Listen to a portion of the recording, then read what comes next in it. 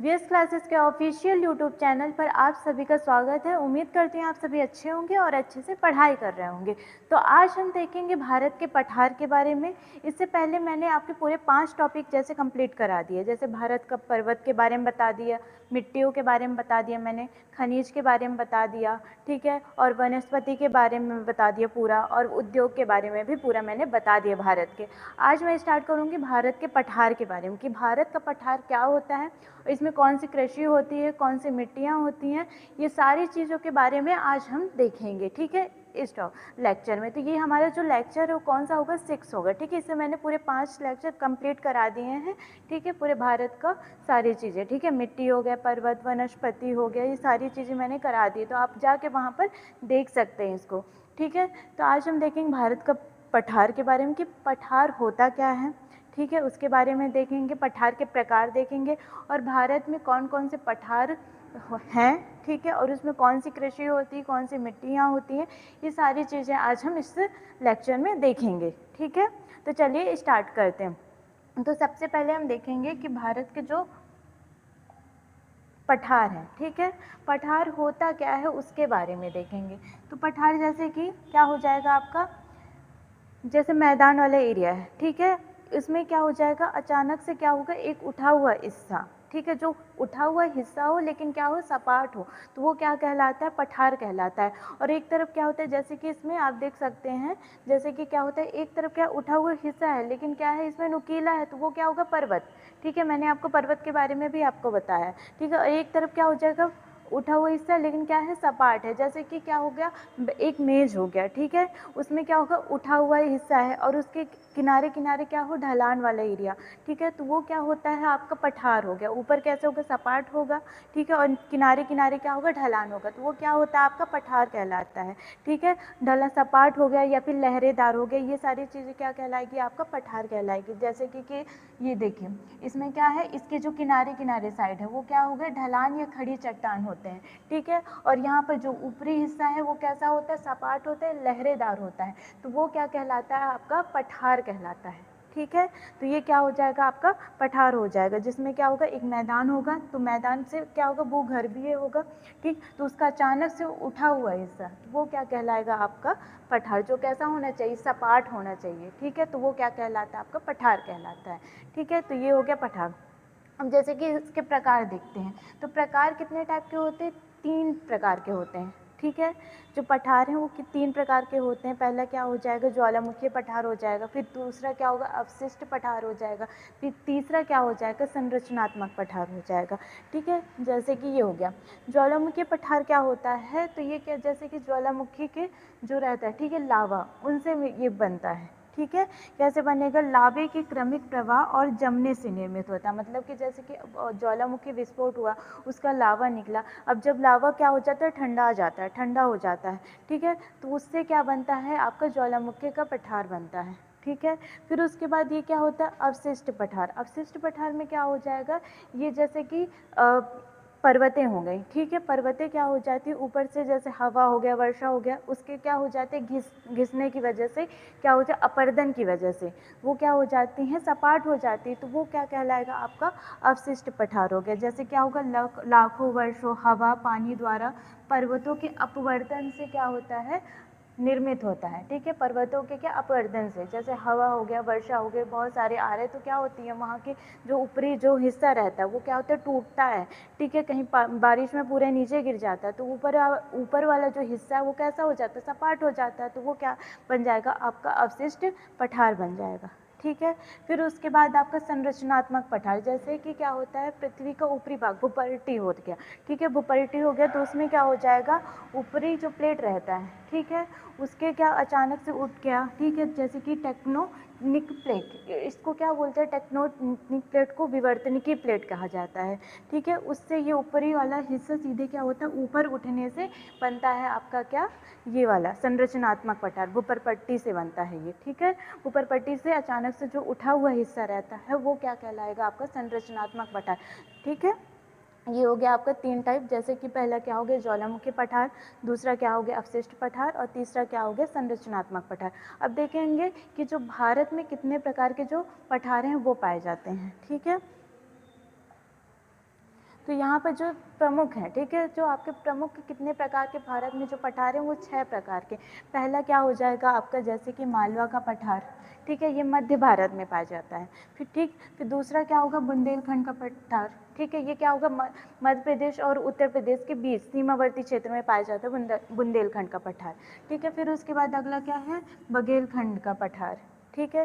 फिर उसके बाद क्या है, मेघालय का पठार, ये क्या होगा, पूर्व में स्थित होता है। फिर जैसे कि छोटा नागपुर पठार, मैंने जब आपको खनिज पढ़ाया था तब भी मैंने आपको छोटा नागपुर पठार के बारे में बताया था कि ये क्या है, खनिज संपदा वाला क्षेत्र है, ठीक है। फिर दक्कन का पठार, ये क्या होता है, सबसे बड़ा हिस्सा होता है दक्कन का पठार, ठीक है। दक्षिण का सबसे बड़ा एरिया जो रहता है वो कौन सा होता है, दक्कन का पठार रहता है, ठीक है। ये हम पढ़ेंगे पूरे 6 प्रकार के पठार के बारे में पूरे अच्छे से, ठीक है, कि कौन से किस किस क्षेत्र में पाए जाते हैं, ठीक है।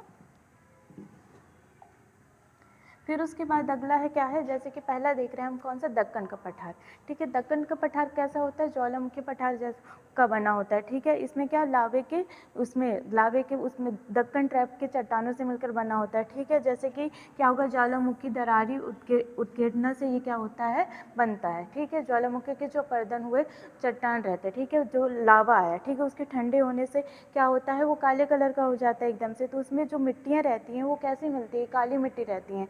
जो दक्कन के पठार में कौन सी मिट्टियाँ होती हैं, काली मिट्टियाँ होती हैं, ठीक है, ये दे, ठीक है। और यहाँ पर जो काली मिट्टी के, जैसे मैं आपको मिट्टी पढ़ा रही थी तब मैंने बताया था उसमें कौन कौन से फसल होते हैं, ठीक है। तो ये सारी चीज़ें सबसे ज़्यादा उपयोगी किसके लिए, कपास के लिए है, सोयाबीन हो गया, गन्ने के लिए सबसे ज़्यादा उपयोगी हैं, ठीक है। दक्कन का पठार कहाँ पाया जाता है, दक्षिण वाले एरिया में, जैसे महाराष्ट्र हो गया, तेलंगाना हो गया, ठीक है, कर्नाटक हो गया, आंध्र प्रदेश हो गया, ये वाले एरिया में आपका कौन सा हो जाएगा, दक्कन का पठार पाया जाएगा। दक्षिण, ये क्या हो जाएगा, सबसे बड़ा वाला एरिया है, ठीक है। जो दक्कन का पठार है सबसे बड़ा क्षेत्र होता है, ठीक है। तो यहाँ पर दक्षिण में पाया जाता है, जैसे कौन कौन सा हो गया, महाराष्ट्र, कर्नाटक, तेलंगाना, आंध्र प्रदेश वाले एरिया में दक्कन का पठार पाया जाता है, ठीक है। और ये कैसे बनता है, ज्वालामुखी के लावे से बनता है, ठीक है।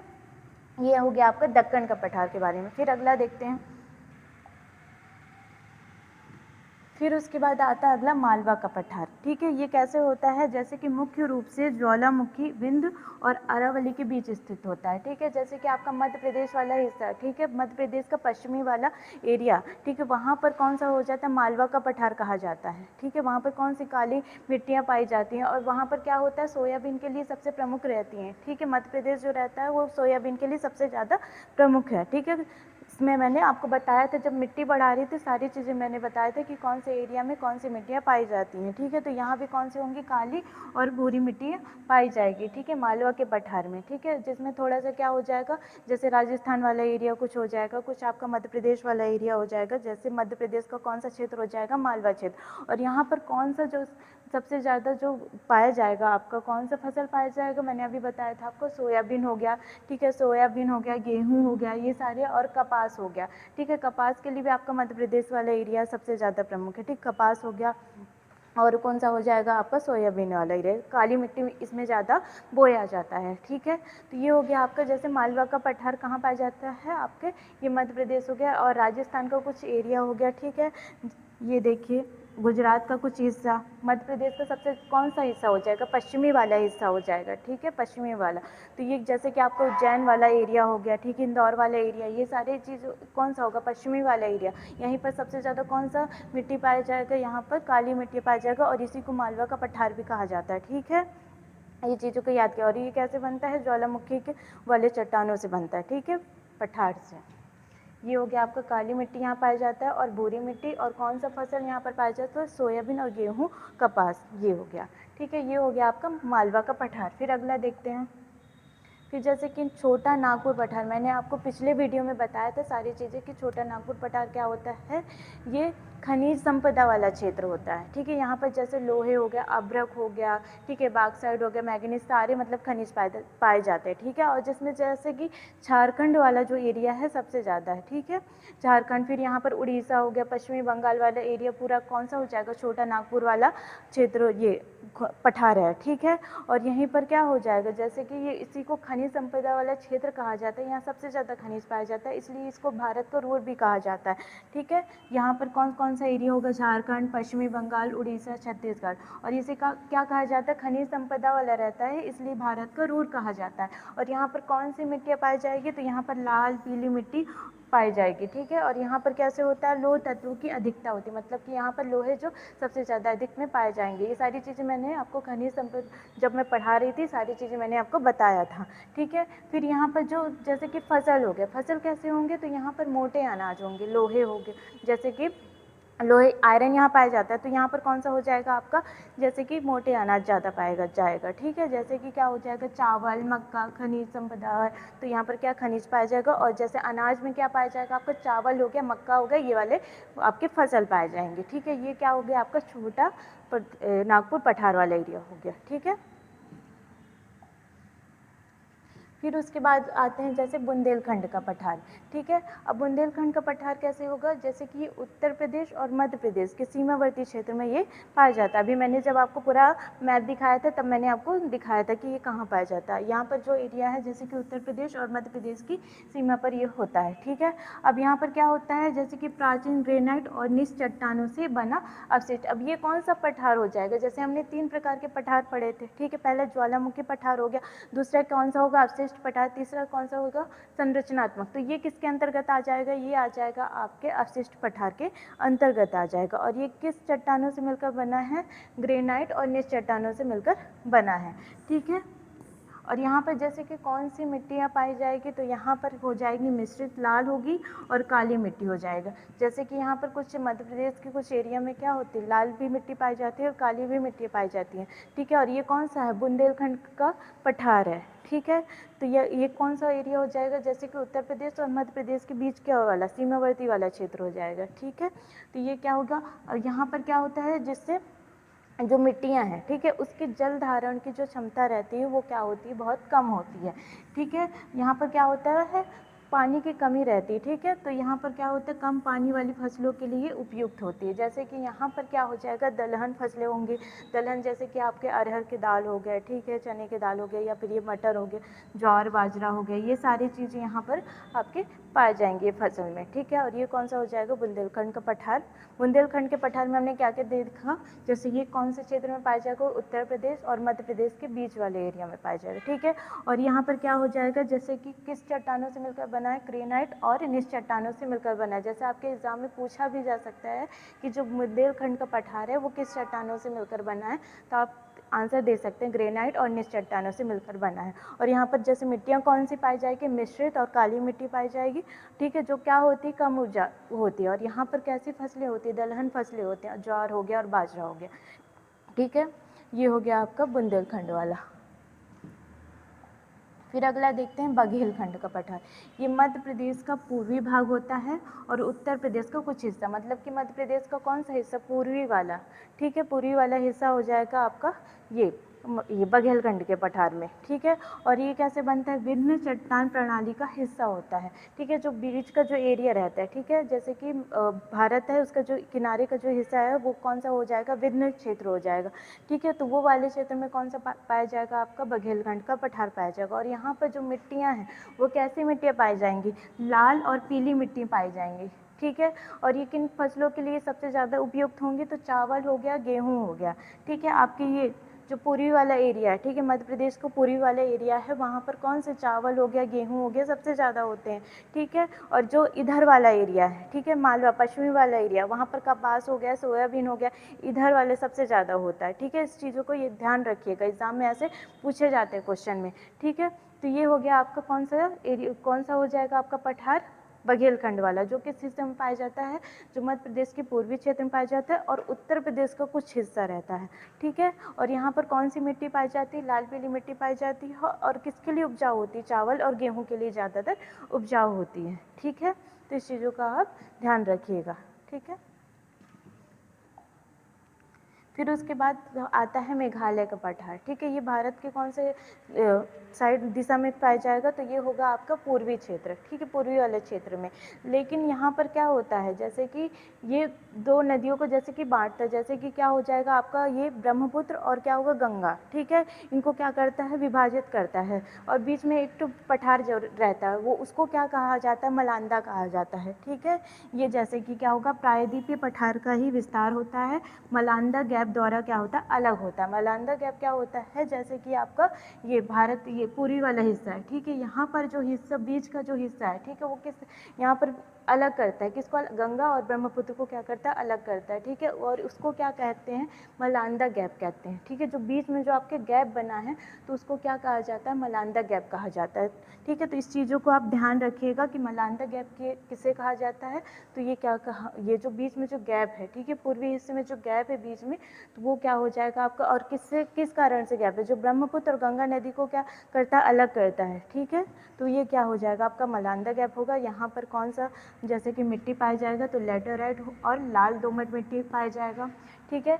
जब मैं आपको मिट्टी पढ़ा रही थी तो मैंने सारी चीज़ें आपको बताई थी कि लैटेराइट मिट्टी क्या होता है, दोमट मिट्टी क्या होता है, सारी चीज़ें मैंने आपको बताया, ठीक है। और यहाँ पर जो फसलें हैं, ठीक है, वहाँ पर यहाँ पर कौन सी फसलें हो जाएंगी, तो यहाँ पर हो जाएंगी चाय हो गया, मसाले हो गए, रबर हो गए, यहाँ पर ये वाले फसलें पाई जाएंगी, ठीक है, ठीक। और यहाँ पर क्या हो जाएगा, पूर्वोत्तर भारत है, ठीक है। यहाँ पर कौन सा ये हिस्सा होगा, जो हमारा मेघालय का पठार है, कहाँ कौन से क्षेत्र में पाया जाएगा, पूर्वोत्तर, ठीक है, मेघालय, ठीक है, वहाँ साइड में क्या पाया जाएगा आपका, मेघालय का पठार पाया जाएगा, ठीक है। और यहाँ पर मिट्टी कौन सी पाई जाएगी, लेटराइट और लाल दोमट मिट्टी पाई जाएगी, ठीक है। ये हो गया। मसाले मैंने आपको बता दिए, ठीक है। क्या हो जाएगा, जब बहुत ज़्यादा अत्यधिक वर्षा, जब मैं आपको मिट्टी पढ़ा रही थी तब भी मैंने बताया थी कि लेटराइट क्या होगा, बहुत ज़्यादा एकदम वर्षा होती है, ठीक है, जिसमें से क्या होता है जो उपजाऊ तभी जाके क्या हो जाता है, मिट्टी का निष्कालन होता है।